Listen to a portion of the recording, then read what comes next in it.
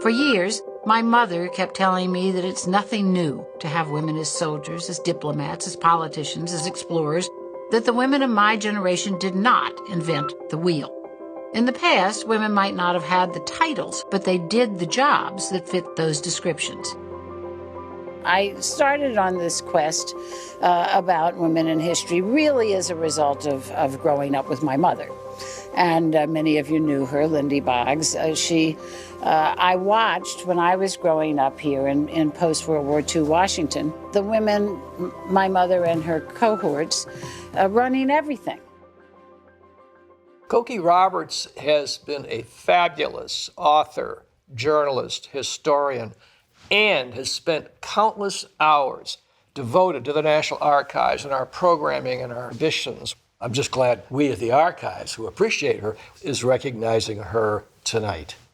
First, let us establish that Cokie Roberts is something very special in our country.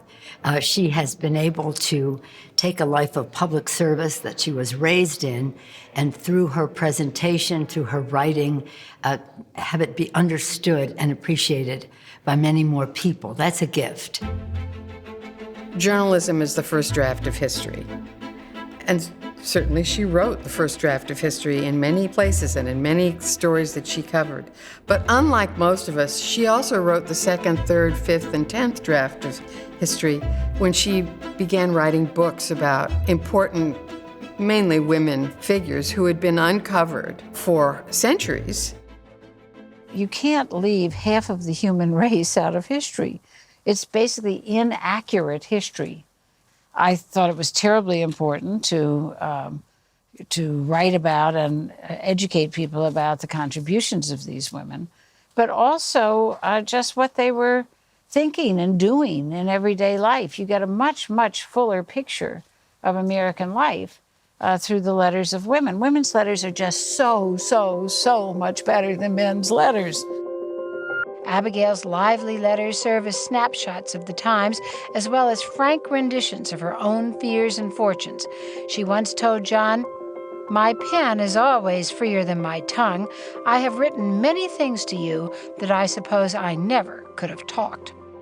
She is constantly reminding us of language in a letter from Abigail Adams to John Adams in 1776, reminding her husband, who is in the process of establishing this new government, to remember the ladies. And forever, Cokie, if I had to describe her catchphrase, it would be remember the ladies. She has been instrumental in reminding all of us at all levels of our society about the role of women in our history in a way that no one else has.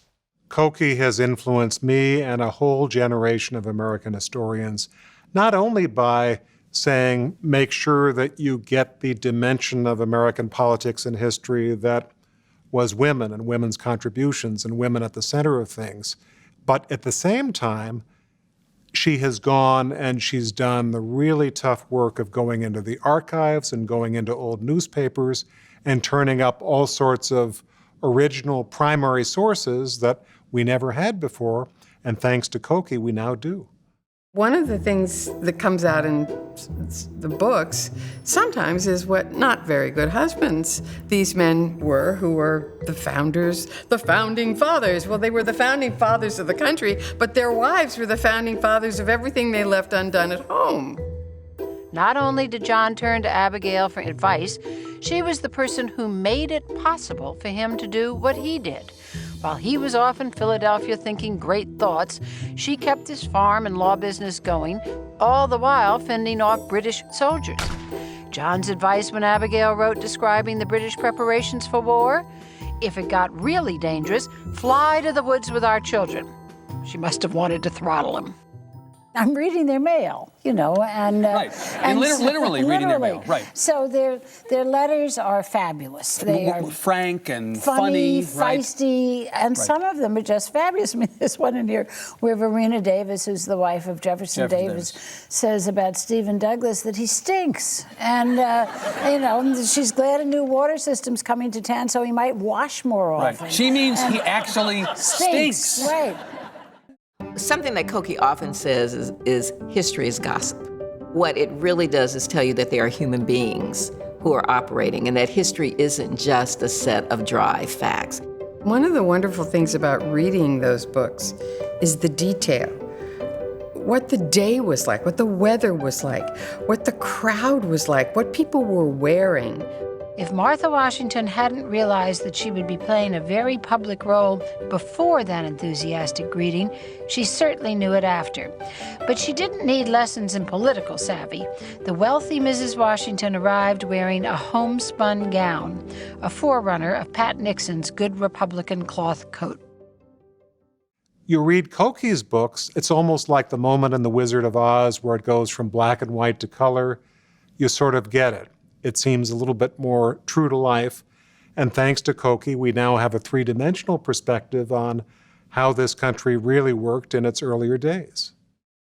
Modern women, and men too, but modern women are a bunch of sissies. I mean, you know, compared to what these women went through, it's just remarkable. I mean, when somebody says to me, I can't do it all, I feel like saying, meet your great-grandmother, you know, and talk to her about it.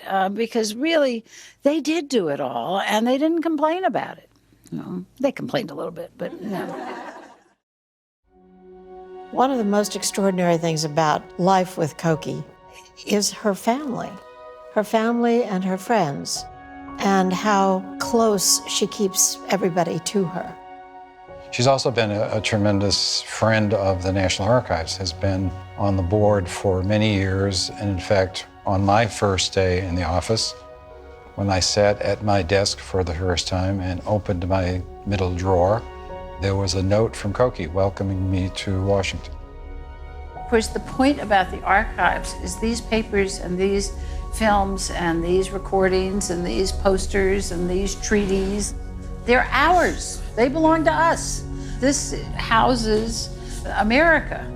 And it really is a wonderful thing that we understand this, that we the people, are the people who own what's in here. What is the thing that people will say about Cokie Roberts 100 years from now? She was a smart cookie who did a lot of good for other people and who was kind to people. When you put together all the pieces of her life as a child of Congress, as a journalist, as an analyst, as an anchor, as an historian, it's all connected by this idea of really reverence for our history and our institutions, and by the idea that she wants to do everything she can to make sure that those institutions live on in the strongest way possible for decades, centuries more.